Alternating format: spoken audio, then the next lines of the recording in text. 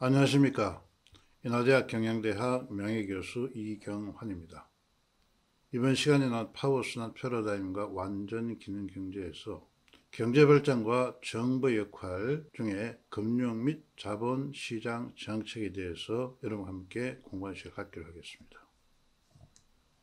우리가 잘 알다시피 자본시장이라는 것은 장기적으로 산업자금의 수요와 공급이 이루어지는 그런 시장이고, 증권시장이나 주식 발행시장, 사채 발행시장, 장기 금융기관의 대부시장 등이 구성됩니다. 국가 경쟁 우위는 산업의 생산성 성장에 크게 의존하고, 이러한 성장은 바로 장비나 설비, 기술 등의 자본적 투자에 많은 영향을 받습니다. 즉, 자본적 투자는 기술적 기대이익과 지체이익률에 관계한다는 것입니다.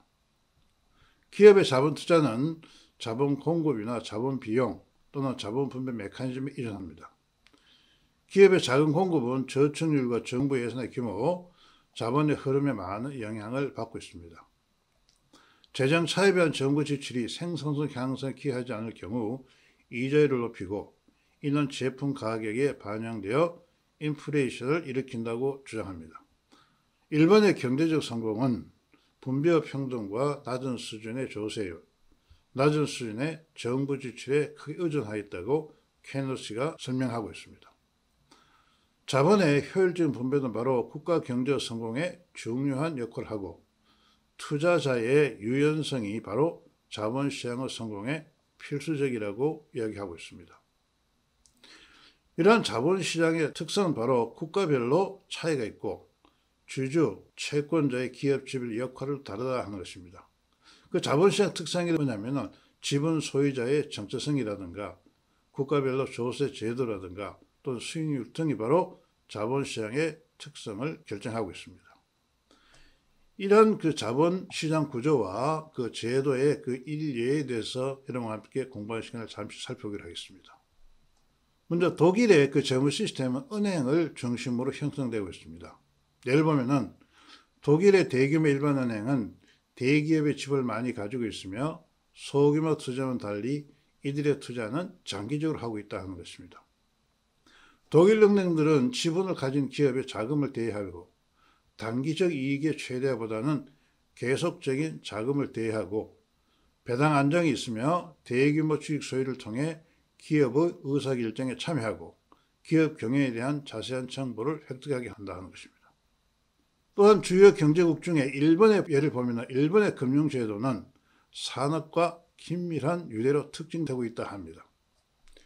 즉, 일본의 금융제도는 높은 수준의 집중화와 산업과의 긴밀한 유대로 특징되며, 금융기관과 산업의 긴밀한 유대는 바로 상호교차 소유제도라든가 이사회의 상호교차 이문 제도로 나타나고 있습니다. 일본의 중심은행은 산업 집단 회원으로서 기업 이사회에 참여하고, 경제정보와 인센티브를 제공하고 기업에게 경제활동을 위한 기회를 제공하고 있습니다. 이에 비해서 미국은 전형적인 분산화 자본시장이라고 합니다. 미국 기업의 대부분의 지분은 바로 기관 투자자가 소유하고 있습니다. 주식 지분 소유자들은 기업 경영에 직접적 영향을 미칠 수 없으며, 경영 성과가 만족스럽지 않을 경우 주식을 팔아버립니다. 경영자들은 주식 가격의 변화에 민감합니다. 공정이나 장비 또는 연구개발에 자본적 투자는 미국이 일본이나 독일보다도 낮은 수준이라고 합니다. 그런 어쨌든 간에 자본시장 정책의 초점은 바로 투자자가 투자 지분을 장기적으로 보유하게 하여 기업이 장기적 관점에서 경영에 몰입할 수 있도록 하는 데 있습니다. 이러한 경우 바로 국가 경제는 성공할 수 있다 하는 것을 학자들은 설명하고 있습니다. 자, 그렇다면 우리나라 자본시장의 그 정책과 그 이슈는 어떤 것이냐 잠시 살펴보기로 하겠습니다. 일전의 연구를 보게 되면은 한국의 우리나라의 자본시장은 금융기관을 통한 간접 금융에 비해 규모가 상대적으로 적다 하는 것입니다. 즉, 자본시장 규모와 간접 금융 비율에서 OECD 23개 국가에서 19위에 해당한다고 합니다. 좀 더 살펴보게 되면은 우리나라는 경제 규모에 비해서 자본시장의 규모와 발전도가 미약하다고 합니다. 예를 보면은 한국의 자본시장 규모는 GDP 대비 113%지만 주요 25개 선진국의 평균은 182%라고 합니다. 또한 자본 분배의 효율적인 메커니즘은 자본의 유용성을 증가시키며 경제 발전에 기여하고 있습니다. 그러나 우리나라를 보게 되면 우리나라의 금융 관련 자유화 지수는 전 세계적으로는 중간 정도에 해당하지만 자유화가 높은 대부분의 서구 선진국에 비해서는 제약적 요인이 많은 것으로 평가된다고 합니다. 벤처 등의 혁신 기업은 바로 기술력에 의존해서 경쟁하는데 경영과 기술 역량에 기반한 투자와 여신 제도가 우리나라가 부족하다고 합니다. 또한 한국의 자본시장이 갖고 있는 또 큰 약점은 바로 뭐냐면은 한국 자본시장의 불투명 지수가 73입니다. 이걸 100으로 기준할 때 73으로 나타나고 있습니다. 이 73은 중국, 러시아, 인도네시아, 터키 다음에 5번째로 시장 환경이 불투명한 것으로 평가되고 있다 하는 것입니다. 2020년 부패인식 지수에서 한국은 OECD 37개국 중에 23위 있어서 부패인식 지수가 매우 낮다 하는 것을 볼 수가 있습니다. 이것은 국가 경제 발전을 위해서는 자본시장에서 체계적인 투자자 보호와 자본시장 투명성과 자본시장 신뢰성 제고를 위한 지속적인 프로세스가 있어야 한다는 것을 알 수가 있습니다. 다시 말씀드리면 우리가 한국 자본시장에 있어서는 그 불투명 지수를 낮추고 이를 통해서 바로 체계적인 투자자를 보호하고 시장의 투명성을 더욱 확보하고 신뢰성과 자유화를 높일 때 우리나라 자본시장이 바로 자본시장으로서의 본 기능을 할 수 있지 않을까 생각됩니다. 이런 기능을 위해서 바로 우리는 자본시장에 윤리 경영이 도입된다고 생각합니다. 왜냐하면 윤리 경영은 기업 윤리, 즉 기업의 도덕적 윤리적 질서를 최우선 가치로 하고 투명하고 공정하며 합리적인 업무 추구를 위한 그런 경영 정신입니다. 이런 윤리 경영은 단순히 우리가 윤리나 도덕이 하는 것이 아니라 바로 개인의 자아 정체성을 기반하자 하는 것입니다. 왜 그러냐면은 인격은 개인의 자아 정체성에 도덕적인 윤리적인 가치 평가에 관계합니다. 이러한 인격이 어디에 관계되느냐? 바로 우리가 지금까지 설명했던 인성 오역량에 의한다 하는 것입니다.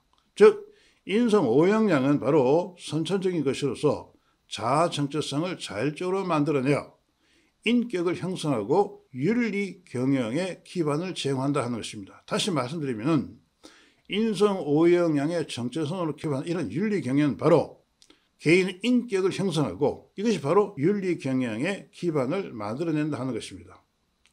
우리는 인성 오역량 기반 자아 정체성의 역할에 대해서 다시 한번 보기로 하겠습니다. 지난 시간에 이미 설명드렸지만 인성 오역량에 기반한 자아 정체성이 확립된 그 개인은 바로 인격을 만들어내고 전인격을 형성한다는 것입니다. 또한 인적 역량 형성에서 주도 역할을 하고 이 인적 역량이 학습되면 바로 적성으로 나타난다 하는 것입니다. 또한 인성 오역량 자아 정체성은 바로 개인적 및 사회적 자아를 조화롭게 합니다. 개인적 및 사회적 자아 조화로운 사람은 개인의 이익과 함께 사회 전체 이익을 동시에 생각하는 그런 균형 감각을 가진 그런 인재로 성장하게 된다는 것입니다.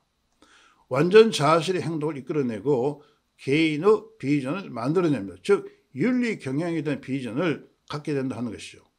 또 이들은 지식과 기술 탐구를 위한 행동을 주도하고 자연스럽게 도덕적이고 윤리적 행동으로 이끌어냅니다. 이러한 바로 인성 오역량 자아 정체성이 자연스럽게 윤리 경영을 자율적이고 자성이 이끌어낸다 하는 것입니다. 다시 말씀드리면 인성 오역량 정체성에 기반한 윤리 경영은 기업의 사회적 책임과 지속 가능 경쟁 우위를 창출하는 그런 도구가 된다는 것입니다. 우리가 이러한 자본시장에 있어서 인성 오역량을 기반한 자아 정체성이 확립되게 되면 자연스럽게 우리는 바로 인성 문화가 형성된다 하는 것입니다. 우리는 지금까지 인성 문화가 바로 자유 경쟁신을 만드는 그러한 문화를 만들어야 한다고 이미 설명드린 바가 있습니다. 이런 인성 문화 기반 자본시장이 어떻게 역할을 하고 있는 것을 잠시 한번 살펴보기로 하겠습니다. 그림 5-1을 보시게 되면은 자본시장의 관계자들에게 인성 문화가 형성될 경우는 바로 이 인성 문화가 지금까지 설명드린 것 같이 자본시장의 그 주체들에게 주객체적 자기 정화를 유발합니다. 우리가 이미 설명드린 이 주객체적 자기 정화는 바로 자본 에이전트들의 생명력을 활성화시킨다 하는 것이죠. 자본시장 에이전트들, 각 금융에 종사한 사람들이라든가 채권시장이나 등등의 시장들이 있습니다. 이런 분들에게 바로 생명이 활성화되면은 그 활성화된 생명력은 우리가 지난 시간에 공부한 것 같이 이들의 파워의 다섯 속성을 활성화시킵니다. 파워의 다섯 속성은 바로 상호간의 경쟁과 협력의 관계였습니다. 이런 경쟁과 협력은 자연스럽게 자유경쟁 자본시장을 만들어 기여할 것이다 하는 것입니다.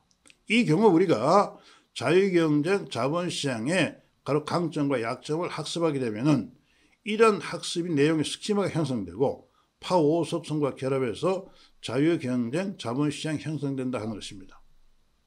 또한 자본 에이전트들의 생명 활성화된 경우 이들은 바로 인성 역량 기반 자아 정체성이 개발이 됩니다. 이런 자아적인 개발은 바로 한쪽으로는 바로 뭐냐면 자유 경쟁 자본시장의 형성을 촉진할 것이고 또 다른 한쪽으로는 바로 자본시장 에이전트의 인성 역량을 개발하는 윤리 경향과 이들의 인적 역량을 개발을 자연스럽게 합니다. 여기서만 인적 역량은 바로 금융관계의 역량이며 자본시장 경영 역량을 자연스럽게 개발하게 된다 하는 것입니다. 이들이 이러한 인적 역량과 자유경쟁 자본시장의 결합해서 자본시장 에이전트와 그 기업의 인성 역량을 개발하고 이것이 바로 윤리 경영을 기반하는 자본시장의 경쟁과 협력이 이루어진다 하는 것입니다. 이러한 윤리 경영에 기반한 경쟁과 협력은 바로 자본시장의 효율화를 만들어낸다 하는 것입니다. 왜냐하면 여기서 강조하는 것이 뭐냐면은 우리가 말한 이 윤리 경영이라는 것은 일반적인 도덕과 윤리에 대한 그런 개념이 아니라 인성 오역량의 정체성에 기반한 그런 인성 문화입니다. 우리가 인간이 가지는 인성 오역량은 바로 인종이나 성별이나 나이에 관계없이 인간이 가지는 보편적인 그런 인성이고 이러한 인성은 바로 인간의 인격을 만들어내고 그 인격은 바로 우리가 좀 전에 설명드린 것 같이 도덕적이고 윤리적인 행동을 유발해서 자연스럽게 윤리 경영이 일상생활로 잘 일어난다 하는 것입니다. 이러한 윤리 경영은 바로 우리나라가 지금 낮은 부패 인식 지수를 높이고 이를 통해서 바로 우리가 투자를 보호할 수 있고 시장의 투명성과 신뢰성과 자유와 즉 유연성을 확립할 수 있는 그러한 자본시장을 만들어낼 수 있다 하는 것입니다. 다시 한번 말씀드리면 인성문화에 기반한 자본시장은 자본시장의 윤리 경영을 활성화하고 국가 경제 발전에서 핵심적인 역할을 할 수 있다 하는 것입니다. 오늘 여러분과 함께 우리는 각 나라의 자본시장의 특성에 대해서 살펴보았고 또 이번 자본시장의 특성 중에 가장 중요한 것이 바로 뭐냐면 우리나라가 부족한 것 중에 하나가 바로 부패인식 지수입니다. 그러나 이와 같은 부패인식 지수를 높이는 방법이 바로 도덕이나 윤리교육보다는 우리가 설명드린 바와 같이 인성 오역량의 정체성을 확립해 갈수록 우리 자본시장은 바로 인성 문화에 의한 투명성과 신뢰성과 보편성이 그리고 유연성 확보되는 그런 시장으로 성장하면서 윤리 경영에 기반한 자본시장 주체들 간의 경쟁과 협력이 함께 이루어지는 그런 자본시장이 될 것이다 하는 것입니다. 이와 같은 자본시장은 바로 우리 국가 경제를 일으키는데 원동력이 되는 그런 자본시장이 될 것으로 믿습니다. 오늘 이 강의에 참 여러분께 감사를 드리고 다음 시간에 국가 재정 정책에 대해서 여러분과 함께 공부할 시간을 갖기로 하겠습니다. 감사합니다. 강의를 마치겠습니다.